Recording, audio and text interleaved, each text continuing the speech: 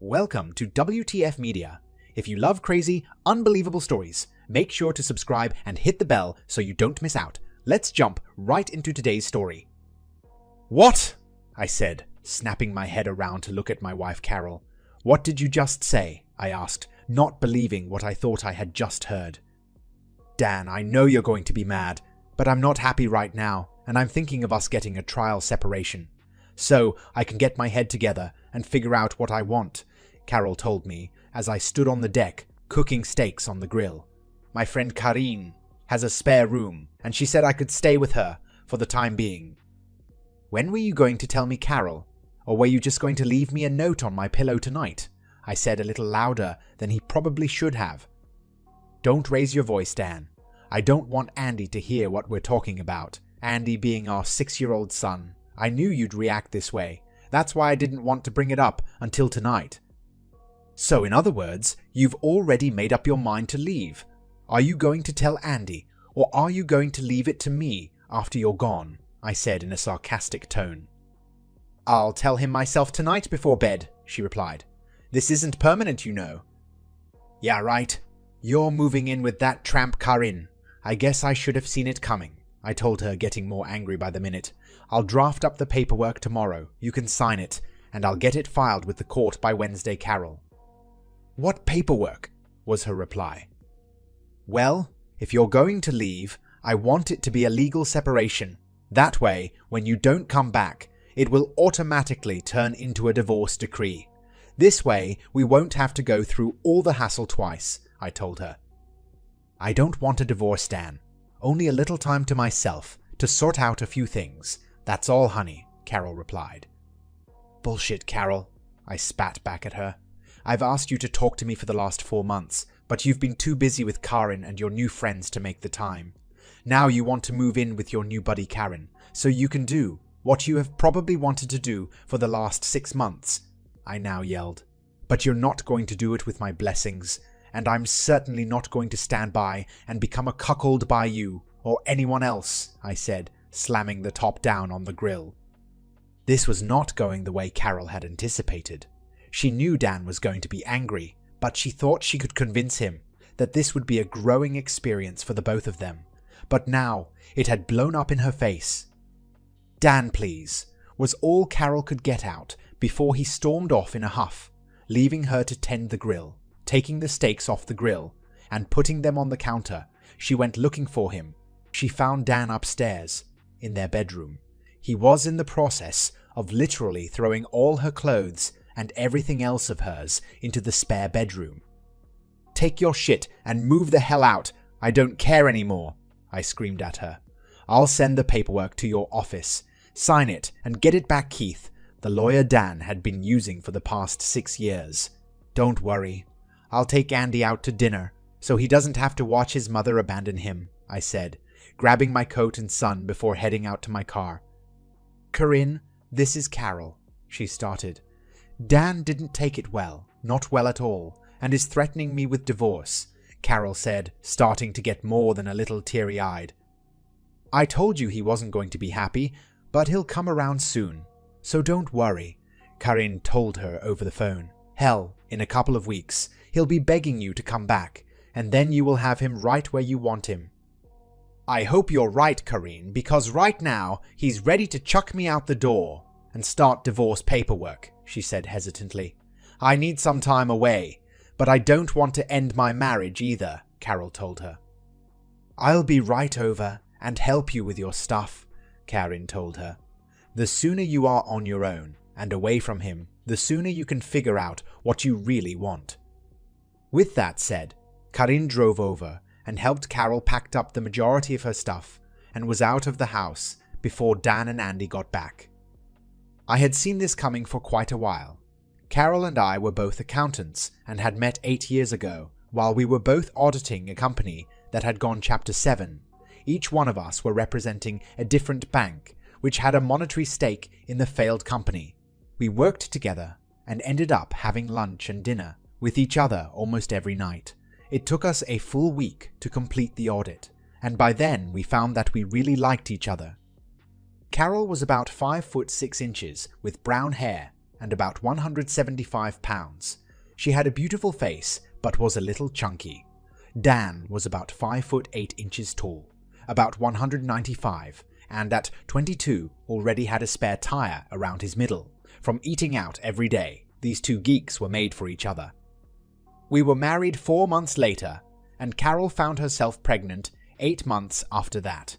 Carol had a tough pregnancy and was bedridden the last 5 months, and such gained a ton of weight. By the time she gave birth to Andy, she'd ballooned to almost 250 pounds. I, however, never said a word. I loved her no matter what her weight was. We were a happy family until Carol heard 2 of her co-workers talking about her. "She's such a good-looking woman," one girl said to the other. "Too bad she's as big as a house. I wonder if she has her clothes custom-made at Omar the tent-maker dress shop," she said, laughing out loud. They may have thought it was funny, but Carol didn't. Carol was crying in the bathroom when Corinne walked in. "You all right, Carol?" she asked. "Everyone thinks I'm a fat pig," she said, crying. "If they only knew how hard it was for me to lose weight, they wouldn't be so mean," she sobbed. "Girl, look. All you need is to be put on a good diet and enroll at a gym," Corinne told her. "You are a beautiful girl, hiding underneath all that flab. That's all. You just need to make your mind up and do it, and that's what Carol did." I did the books for a local gym and got us a great membership deal, so we joined the following week. The gym had an in-house nursery, so we were able to bring Andy with us after work when we both went. Carol was a woman possessed and worked out 6 days a week, while I could only fit in maybe 3 nights per week. When the pounds didn't just fall off, Carol went to a doctor and got a prescription for diet pills. I wasn't happy about it, but Carol was on a mission to lose weight. 8 months later, Carol was a slim 125 pounds and looked fantastic. She bought a whole new wardrobe, and everyone, including the men at her work, said she looked great. That's when the trouble started. We were at Carol's company Christmas party when the shit hit the fan. Carol wore a dress that was more than a little revealing and was being hit on all night by her male co-workers. She was in 7th heaven with all the attention she was receiving. When a bunch of guys caught her under the mistletoe, she must have kissed a dozen before I came over and put a stop to it. Carol had probably had 1 too many drinks and never realized the guys' hands were all over her while they grabbed a kiss. I took Carol by the arm and told her it was time for us to leave. Now, she didn't want to go just yet and made a bit of a scene. "Carol, I'm leaving right now, with or without you," I finally told her. She relented, but I could tell she was pissed. On the way home, we had a huge fight. "Carol, you were acting like some kind of cheap tramp tonight. I, along with everyone else, watched those guys put their hands all over your body, and you did nothing to stop them," I yelled. "It was just a little innocent fun, that's all. No big deal," she replied. "Not from where I stood," I told her. "How would you like it if I was all over some girl, kissing and grabbing at her?" I asked, but I knew she was too drunk to listen to reason at that point. Carol got sick that night. Luckily, she had removed her new dress before she tossed her cookies. She looked like hell the next morning and apologized to me, saying it would never happen again. But it did. It's just that I wasn't around the next time. Carol started stopping after work on Wednesdays for a girls' night out. There were 7 girls, some married and others not, who would stop for a drink or two at Tony's after work. It started off that she'd be home by 6:30, but soon it stretched to 7:30 and finally to almost 9 p.m. By the time Carol got home, Andy was in bed and I was not in the best of moods. When they first got married, we had screwed like teenagers and couldn't get enough of each other. Now it seemed, if we did it once a week, that was a lot. One thing for certain, when Carol came home on Wednesday nights, she was hot to trot, and tonight was no exception. Neither one of us had what you would call a lot of sexual experience when we first got married, and were a little apprehensive to try any new things from the get-go. We learned from each other what each one of us liked, and through a few X-rated moves, we added a lot things to our repertoire. Now, however, every week when Carol got home, she seemed to want to try something new and exciting, most of which I wondered where she'd gotten the idea. When we got married, Carol couldn't give a blowjob worth a shit, but then, even a bad blowjob was better than no blowjob at all. Tonight, she came out of the bathroom totally naked and asked, "Where is my stud muffin?" She'd had more than a few drinks and was later than normal, but she knew how to get me into a good mood. She climbed up from the foot of the bed, between my legs, pulled my boxers off, and proceeded to give me the best blowjob she could. I'm just over 6 inches, so Carol had no trouble deep-throating me. Carol likes it when I trim my pubic hairs, because she said the hairs tickle her nose, especially when she deep-throated me. She's learned to use just enough spit and hand action to get me to rock hard, but still refuses to let me shoot into her mouth. But maybe one day she reconsider, I thought to myself. She was already dripping when I rolled her over and started going down on her, before she stopped me. "Just take me tonight on. I just need to feel you inside of me," she said. I did the best I could. Not wanting to shoot off too early, I thought about my mom, my new audit proposal. Anything, so I would last a couple of minutes longer before dropping my load. Carol seemed to enjoy it, as she screamed like I was killing her. I finished up doing her from behind and shot my hot load into her pussy as Carol slumped onto the bed. "God damn, I needed that," she told me. "But I think I'm going to be sore for a week," she said with a laugh, rolling onto her back. I crept up, kissed her, and told her how happy I was being married to her. Well, that is the way it used to be until this week. After dinner, Andy and I came home to an empty house. That bitch Karine, I thought to myself. Ever since Carol lost that weight, Karine's been on her to do this or that with her. No wonder her husband left her. She was nothing but a tramp and is now turning my wife into one also.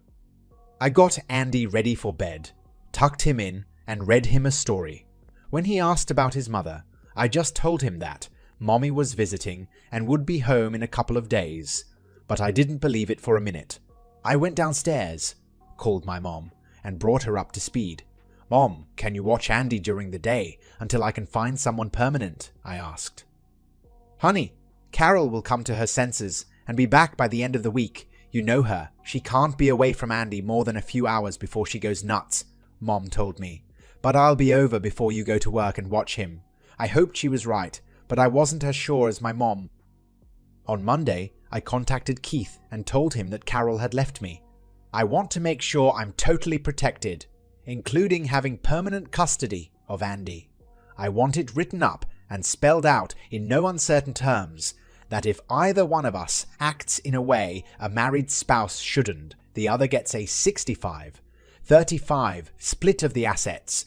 I think she is looking to cheat on me, and I want to be covered," I told Keith. "I want it to have a 60-day expiration date, after which it becomes a divorce decree. And can you get it done by tomorrow?" I asked. "Aren't you jumping the gun a little, Dan? She just left, and you're ready to write up divorce papers?" he asked me. "Carol has been planning this for a while, and maybe this will bring her around. But if not, I don't want to lose everything I've worked for just because she wants to try a new guy," I told him. "All right, Dan. I'll get it done today and have her served at work tomorrow. Anything else?" "Not that I can think of. I just need to draw a line in the sand so she understands what she stands to lose, that's all. Also, Keith, I will need 2 other agreements made up, but we've got a little time on those. I'll fax you what I want later in the week." When Carol got to work Tuesday, she was a little bummed. This was the longest she'd been away from Andy and Dan in the last 8 years. Coming back from lunch, she was told a man was waiting in her office. "Carol Spencer?" he asked. "Yes, I'm Carol. What can I do for you?" she replied. "You have been served," he said, handing her a manila envelope. Carol spent the next half an hour going over all the conditions and property divisions outlined in the separation decree. Although it read more like actual divorce paperwork, it stated that Dan would have temporary, but full custody of Andy, but Carol would be allowed visitation, with reasonable notice. By the time she was done reading it, she was more hurt than angry. "I've been gone for 2 days, and Dan's already written off our marriage," she said to herself. She tried to reach Dan, but his secretary said he was out for the day, and his cell went right to voicemail. Dan was at this moment at home changing the locks, taking care of splitting their finances, and taking Carol's name off his insurance and 401k. By 4 o'clock, I was done with all my business and turned on my cell phone. "Shit," I said to myself. 12 messages from Carol. I deleted them all. I had dinner with Andy at my mother's house and told her what I'd done. Carol's going to be mad as hell. Dan, I would be if I was in her shoes. "How far do you intend to take it?" she asked. "All the way, Mom," I replied. "I can't fix this marriage by myself, especially since she won't listen to reason, so I've upped the stakes. She started this mess, but by God, I'll finish it if I find out she has been cheating on me. I used to trust her, but right now I wouldn't believe a word that comes out of her mouth. So, right now, I'm protecting my son and myself. If we do get back together, great. If not, I'll hold all the cards." "Son, I've never seen this side of you. Remind me never to get on your bad side," my mom said with a laugh. Carol stopped at her house and tried to use her key. "What the hell?" she said to herself, before noticing it was a new lock. Damn him. She opened her cell and tried Dan's number again. Like before, it went to voicemail, so she left him another message. "Everything's now done and in place," I thought to myself as I looked at my checklist. "Now, all I can do is wait." Carol was at Dan's office Wednesday morning. My credit cards won't work, and when I went to pick up my prescription on the way to work, they told me I no longer had insurance. "Do you hate me that much, Dan?" "Just covering my bases, Carol. Remember, you walked out on me. I'll pay for all the household expenses, Andy, but you will have to take care of your own from now on. That way, we won't have any financial issues to argue over." "Dan, you're letting this get totally out of control," Carol now shouted. "I just needed a little time to myself, that's all." Leaning over my desk, I said in my most serious and deadpan tone, "Carol, do you see the word stupid tattooed across my forehead? I may not be the most savvy guy in the world, but I wasn't born yesterday. Karen has got your head so turned around. You can't seem to find your arse with both hands. You can't seem to find your arse with both hands. You think you can go out and act like you're single again without any consequences. Think again. The first time I find out you've broken your marital vows, we're done. Shit, you've probably already done it, so I don't even know why we're having this conversation right now. I'm so angry at you right now, I can't see straight, so I think it would be best if you just leave, so I don't say anything that will put what's left of our marriage in the toilet." With that, I sat down. Carol was shocked and got angry herself. "You can't dictate to me like I'm a little child. I'm an equal partner in this marriage, so screw you," she spat at me. "Well, that hasn't happened much in the last 6 months either. But I suppose you're getting all you can handle now on the side anyway," I said, just loud enough so Carol could hear. With that, she turned tail and walked out. I knew that she hadn't done anything yet, but had been close. You see, I had started to have her followed on Wednesdays about a month ago. There was a lot of pecks and handplay, but that's all the further it had gone. I knew she would be tempted, living with Kareen, so I wanted to make sure that Carol understood exactly what would happen if she cheated on me, but my life was unraveling. The first 2 weeks were tough. Carol made it a point to visit Andy, but never said more than 2 words to me. I still had her followed, but not much new happened. She was still going out with Karen and her friends, but instead of just Wednesdays, she was out at least 4 nights a week. "Looks like someone is trying to make up for lost time," I said to myself, looking at the report. I did, however, find a nanny of sorts to take care of Andy, a girl just out of college who couldn't find a job. Beth was 23, blonde, about 5'9", and had a slight build. She'd gotten her degree, but could find only part-time work, so when she saw my ad for a nanny, she jumped at the chance. Beth had come from a large family, and knew how to take care of and handle young boys. She had 2 younger brothers. So we came to an agreement on pay and hours, and she moved in the following day. Beth worked as a waitress at a mid-priced family restaurant on Monday, Wednesday, and Saturday evenings. The other nights we all ate together. After a few weeks, Andy became very at ease with Beth, especially when she read to him before bed. Beth, I really appreciate you going the extra mile with Andy. With his mother out of the picture, for the moment, he needs all the stability in his life I can give him, I said with the best smile I could muster. I know about you and your wife. Your mother filled me in on all the details in case Carol came over and tried to grab him, Beth told me. I just can't believe she'd just walk out on you like that. I've only known you for a short time, but you are one of the most caring men I've ever met, and I can see you love Andy to death. I guess Carol got confused at what was really important, and let others convince her that the grass was greener on the other side of the fence, I replied. Well, it'll be over one way or in another 40 days, and it can't come too soon for me. Little did I know, my life would take a major shift, and that shit would hit the fan in less than a week.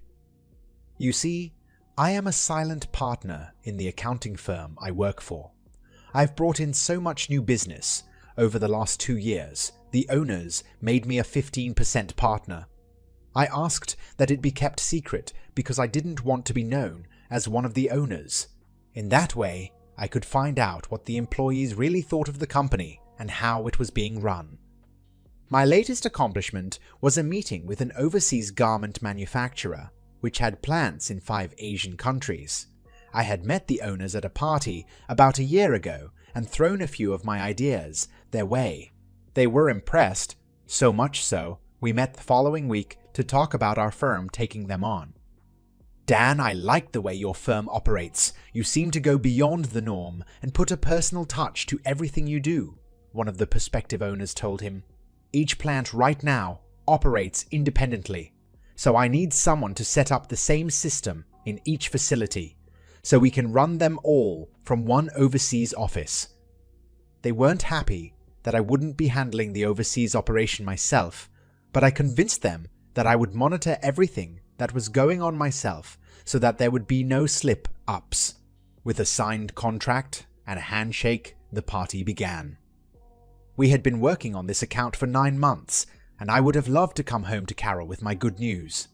I would have loved to have taken her out to the best restaurant, brought her home, and ravished her body, but when I got home, the house was empty, and so was his heart. Beth came in with Andy 20 minutes later with Chinese takeout. I was busting at the seams and had to tell someone my great news, so I told Beth. Forget dinner. We're all going out tonight and celebrate, I told her. Put on your finest, because we're going out in style. My bosses had made reservations at the best restaurant in town for 8-0 and were sending a limo around to pick us up at 7:30, so we had to hurry. I shaved, showered, and got dressed. I told Beth that I would get Andy ready so she would have more time. By 7:15, Andy and I were both dressed and ready to go. That's when I saw Beth descend the stairs. I hope you don't mind. I didn't have anything fancy, so I found one of your wife's dresses that kind of fit, she explained to me. She was right, it kind of fit. It fit her like a silk glove, but was a little short since she was a lot taller than Carol. Do you think it looks okay? You look great, Beth, I said with my mouth hanging wide open. As the bell rang, the 3 of us were led into the back of the limousine, just as Carol was driving down our street. What the hell is all she could say as she saw them all pile into the stretch limo. I wonder what's going on, she thought as she turned her car around to follow them. She then watched them get out and go into the restaurant. That bastard! He'll take them out to the best place in town, And when I wanted to go before, he said couldn't afford it. She steamed. And who in the hell was the girl wearing my dress? We all had a wonderful night. I was the guest of honor, and we ate and drank our fill. It was Beth who told me it was time to leave, as Andy was getting tired, because it was way past his bedtime. "You're right. We'd better leave, or we'll never get him up in the morning for school." I thanked everyone for the dinner, but as they shook my hand, they were looking past me to Beth, and not only the men. Beth looked hot tonight, and all the women looked jealously at her. They'd all heard the story of Carol's leaving to find herself, and it looks like Dan wasted no time in replacing her. They chuckled to themselves. It was a quiet ride home, as Andy fell asleep as soon as we got in the limo. I carried him upstairs, undressed him, and put him into bed with a kiss on the forehead goodnight. I walked downstairs, still in my tux, and found Beth enjoying a glass of wine at the kitchen table. "I want to thank you for tonight. You didn't have to take me, you know," she told me with a smile. "How could I have left you here alone tonight? And besides, I really enjoy your company, Beth," I said, pouring myself a glass of wine. "I hope it wasn't too boring for you tonight, sitting around with a bunch of accountants." "Quite the contrary. I never knew your job was so interesting, and all the people seem to really like you, including myself," she said with a little smile.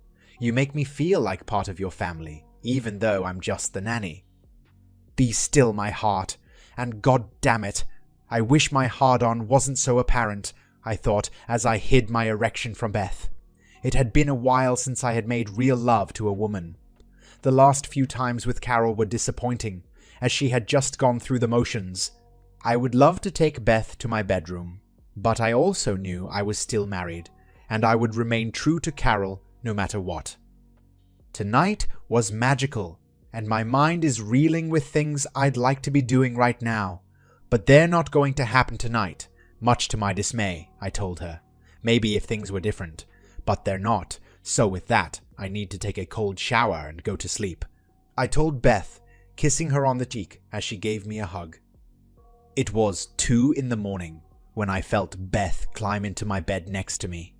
By the heat she generated, I could tell she was naked. I started to say something, but she put her finger to my lips. "I know we can't do anything tonight. I just want to be close to you, that's all," she said as she spooned me. I woke up alone the next morning. I found Beth downstairs, dressed, cooking breakfast for the 3 of us. Nothing was said. Carol was pissed. "Here I am, trying to figure out what I want in my life with Dan, and he has already tossed me to the curb and found some slut," she said, slamming her hand on the desk. She had made the mistake of mentioning it to Karine, who told her that all husbands cheat on their wives, and that tonight they should go out and celebrate her newfound freedom. She didn't feel like going out and partying tonight, and really wanted to talk to Dan, but he was always in some damn meeting. How can one person be so damn busy? Carol and the group met at Tony's again, and it was packed as usual. After a couple of drinks, most of their group headed for home, but not Carol and Karen. A couple of good-looking guys were trying to stake their claim, and Karen was already making out with one of them. The other guy had her on the dance floor, and when a slow dance started, she melted into his arms. His warm hands were all over her body, as Carol felt herself slowly succumbing to his advances. She hadn't been with a man in a long time, and this guy was great-looking, had the body of a Greek god, and wanted her as much as she wanted him. She never stopped him when he kissed her as they danced. She never stopped him as he steered her over to the corner of the dance floor and up against the wall. She, however, should have stopped him when he put his hands into her dress and fondled her breasts and pushed her thong aside to feel her pussy. Yes, she should have stopped him, especially because the private dick Dan had hired was getting it all on tape. The 4 of them had gone back to Karine's place, and even though Carol was now naked, lying on the bed with him, she finally came to her senses. I just can't do it," she told him. "I'm still married, and no matter what I still love my husband," she told him above his objections. So he left her alone, and Carol took one of 2 cold showers that night, one right after he got out of her bed, and the other after she masturbated herself to 2 climaxes. "I've got to get my head and ass wired together," she told herself the next morning. But things beyond her control had started changing her life, and not for the better. On my computer screen, I saw the pictures of Carol, the final one being the 4 of them entering Karin's apartment. I.e., mailed them to my attorney and told him to get the paperwork together, but to hold it until Monday. "I guess she's finally made up her mind," I said sadly, because I had really wanted to get back together with Carol, but no longer. "I'm going to handle the Asian project myself," I told my bosses the next day. "I need to get away, and this will give me the time to clear my head and get my life back in order," I told them. "Dan, everything is set for startup on the 12th, which is a week from next Tuesday. Can you be ready to leave by then?" they asked. "Give me 2 days to get my affairs in order and set up with an apartment, so I'll have a place to send my things," I told them. "I've got to talk to 2 more people today, and if everything goes according to plan, I'll be ready." That afternoon, I set up my staff to handle all my unfinished projects. I drafted paperwork to give my mother my power of attorney and told Keith to serve papers on Carol the following Monday. I would be safely in the air while she was being served. The same amount of notice that she gave me, I said sadly. That night I went home to a house that wouldn't be mine when I returned from overseas, and felt really sad. Carol and I had picked it out together, and there were so many good memories associated with it, and now they would all be gone. I was unusually quiet at dinner, and Beth thought it was something she'd done. No, it's just that I've got a lot on my mind. We'll talk after Andy goes to bed, I told her. By 10:00, the house was quiet as the 2 of us stared at each other. Beth spoke first. "What's the matter, Dan? If it's about the other night, I'm really sorry, and it won't happen again, I promise," she told me. "Beth, it's not that. Remember that party the company threw me a couple of weeks ago? Well, I've decided to do the overseas work myself, and Andy and I'll be leaving early Monday morning," I told her. "And I have an important question to ask you," I started to say, as I now saw Beth starting to cry. "Do you want to go with us?" She went from teary-eyed to all smiles. "Hell yes," she told me as she ran into my arms. "Do you have an updated passport, Beth?" I asked. "I had it updated last year, when I went on a cruise with my college friends," she told me. "Well, then it's all set.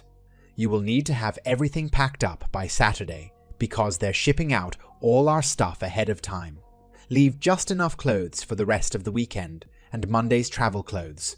You can tell your family and friends, but I don't want Carol to know until we're in the air. I'm not sure if it's totally legal to just take Andy with us and leave, but I'm doing it anyway. I'll answer all the questions when we get back," I told her. That night, I got with my mother and explained everything to her, including giving her my power of attorney. "Shit, we'll probably hit the fan Monday afternoon with Carol, but I still want you to put the house up for sale next week. Keith will send you a copy of the papers. I'm sending to Carol, and if she has any questions, just tell her to talk to Keith." "You sure this is what you want, Dan? You don't want to try and straighten it out with her?" my mom asked. "She's made her bed, and now she can sleep in it with whomever she wishes," I told her. "You're taking Beth with you," she said, trying to get the final piece out of her son. "I'm not sure where we're headed, but she makes me smile and keeps me sane. Other than that, I may have some real feelings for her, and that's all I'm going to say about it. We will be over Sunday night, so you can say goodbye to Andy," I told her. Monday, Carol was trying to get Dan on the phone when his work told her that he was on a special outside project, but would pass the message on to him. Now, what the hell was he doing? She thought as she tried his cell phone to no avail. "Carol Spencer?" the man asked. She nodded. "You have been served," he said, handing her the envelope. "Now what?" she said as she ripped into the envelope. There was a brief note from Dan stating that I guess I'd made my decision. "Hope you have a great life," is how he ended it. And then she saw the pictures. "Oh shit," is all she could say. How in the hell did he get those pictures? She thought. The son of a bitch must have had me followed, she said as she flipped through them. Not the kind of pictures you'd like to see of your wife with another man. But I never slept with him. I've got to make him understand that, she said to herself. Gone? What do you mean gone? Was her reply. Dan is on a 4 to 5 month project overseas. He left with Andy Monday morning, Dan's mother told Carol. He can't take Andy away from me, especially out of the country, she shouted. I'll take him to court. I'll see he's thrown in jail, she yelled. Carol, Dan has full custody of Andy, remember? You gave up that right when you left to find yourself, she reminded her. To say you screwed up royally would be a gross understatement. You had a great marriage, but I guess you wanted more. Now you've got nothing, Dan's mother told her. I have to talk to him and explain that it's not what it looks like, Carol said, sobbing. I still love him and never went to bed with anyone else. He's got to believe that. Carol, I saw the pictures, and if my husband was alive and was doing what you were doing, I'd divorce his ass too. If I were you, I'd write him a letter and explain what you need to, and I'll make sure he gets it.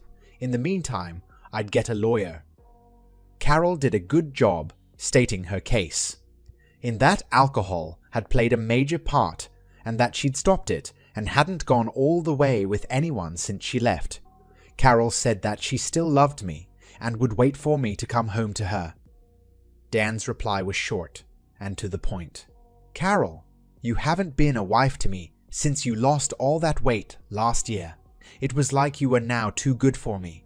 You ate up the attention of all the men and made me feel like I was being used on Wednesday nights. When you finally decided to come home to me, you were all hot and bothered, and all you wanted was a good fuck, not to make love to your husband. I guess I no longer turned you on. So now, you and Karin are free to screw whomever you want. I told you Karin would eventually break us up, but you knew better. Yeah, right. Andy, Beth, and I are building a new life based on love and trust. You can see Andy anytime you want. Just get a camera modem for your computer, and I'll set it up. Sign the papers, because Mom is putting the house up for sale this week. There isn't a chance in hell that we'll ever get back together, so don't hold out hope I'll change my mind. I hope you finally got what you were looking for, Carol, and are happy. I never wanted this to happen. Carol knew Dan was right. She'd been a stupid idiot for listening to all her good friends who knew what they were talking about. I guess that's why they were all divorced. She was going to fight it until she got Dan's letter and finally signed the papers. The irony was that 6 months later, Carol was back to the £175 she'd started with 2 years earlier, but no longer had Dan. I was happy though.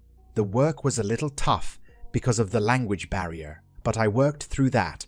Andy was picking up a word here and there and managed to communicate quite well with all the kids he played with. Beth took care of Andy and set up the agenda for our free time. Places to see, things to do is how she phrased it. I still remember that night months ago. It was just after we arrived in the country, and we were all a little stressed. Andy fought going to bed. My program wasn't going as smoothly as it should, and Beth felt a little overwhelmed. She went into the den and kissed the back of my neck, which brought a smile to my face.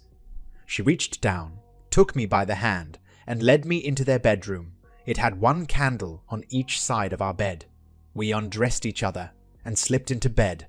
Let's just say heaven and earth became one that night. We had tender, loving sex for the first time. Over the next few months, we did everything the other one wanted, unless it involved pain or some type of farm animal. We were more than happy. 5 months later, my mom met us at the airport. She was happy to see us all, especially Andy. On the way home, she kept glancing over at Beth, who seemed to have this content look on her face. How far along are you? She asked her. Beth seemed a little taken aback. 3 months. How did you know I'm barely showing? She replied. You two just looked way too happy, like the cat that ate the canary, she told us. 2 weeks later, we were married, and Rhonda was born 6 months later. When Beth said she wanted to join a gym to get rid of her baby weight, I looked like I had seen a ghost. 2 days later, I sprung the news that I had hired her a personal trainer and that she would be supplying all the equipment. No use going through all that shit a second time, I thought to myself. That's the end of this story. If you found it engaging, please give it a thumbs up and don't forget to subscribe for more content like this.